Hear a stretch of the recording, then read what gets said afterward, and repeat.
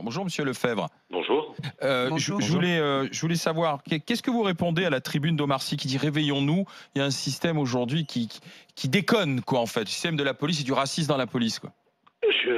J'ai répondu déjà à Omar Sy. J'ai dit Omar Sy, il faut qu'on s'assoie tous autour d'une table, qu'on discute, qu'on analyse, qu'on ait aujourd'hui effectivement les cas de racisme. Le racisme ne doit pas exister, pas plus dans la police que dans le restant de la population.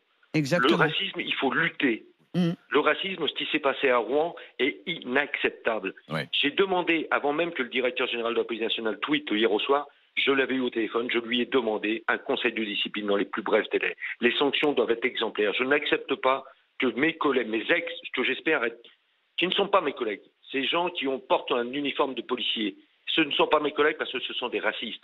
Alors effectivement, ces gens-là auraient dû être suspendus. Mais en même temps, je dis à Omar Sy, ce n'est pas en traitant la police de raciste qu'on va trouver des solutions dans les quartiers.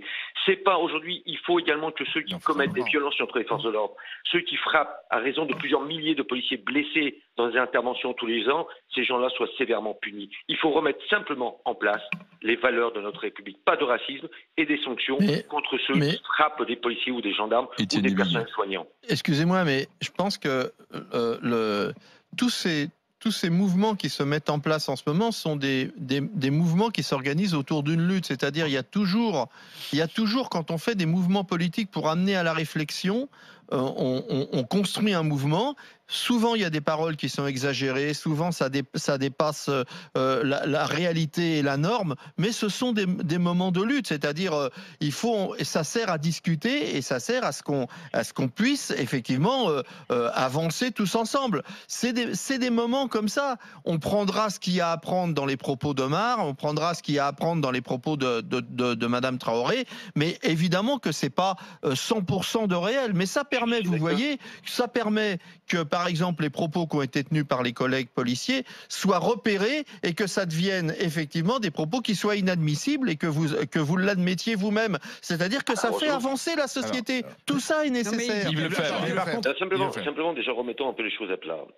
C'est pas la manifestation, c'est pas le collectif mené par la sœur d'Adama Traoré qui ont provoqué qu'on mette en exergue les propos, les écrits sur un groupe de réseaux sociaux mis en exergue. Ça date du début de l'année. On était au courant de l'affaire, sauf que le Covid est aussi passé par là et que certains, dans la chaîne hiérarchique policière, au niveau de la direction départementale de la sécurité publique de Seine-Maritime, n'ont pas fait leur boulot. Voilà, je le dis très clairement, n'ont pas fait leur boulot. Pas voulu le faire. Pour protéger, c'est ça que ça veut dire. Attendez, finissez, Monsieur Lefebvre. Par contre, pour reprendre véritablement à vos propos, toute lutte doit amener à une discussion ou si c'est une lutte syndicale, une négociation. Mais pas en attisant la haine. Vous savez quand même, Omar Sy, son premier tweet mardi soir, c'est quand des centaines de gens scandent « on hait la police » devant le tribunal de Paris. Et il dit « c'est ça la France ». Vous voyez, donc moi je suis d'accord, effectivement la lutte, et c'est pas syndicaliste que je suis qui pourra vous dire le contraire, une lutte doit amener au débat. C'est ce que j'allais dire. Le débat, il doit être apaisé, sans stigmatiser, sans communautarisme. Et aujourd'hui, je suis d'accord avec Monsieur Leclerc. On est en plein dans un communautarisme, et c'est ce qui me fait peur aussi. Je suis d'accord avec Monsieur Lefebvre. Il y a une phrase qui m'a choqué, c'est qu'il est quand même la deuxième ou troisième personnalité préférée des Français. Il s'est félicité de l'engouement autour de la manifestation. On a quand même vu des images de violence. Donc quand une personne qui pèse comme ça, c'est pas des violences dont il se félicite, c'est de la manifestation et de la mobilisation. C'est une manière de soutenir aussi cet engouement. Et donc c'est encourager les gens à repartir dans la rue. Et malheureusement, quand ils sont dans la rue, on l'a vu, il y a des violences. Merci Yves Lefebvre d'avoir été avec nous. Fin provisoire de la discussion. Retrouvez toute notre actualité sur videopolice.com, la chaîne YouTube d'Unité SGP Police.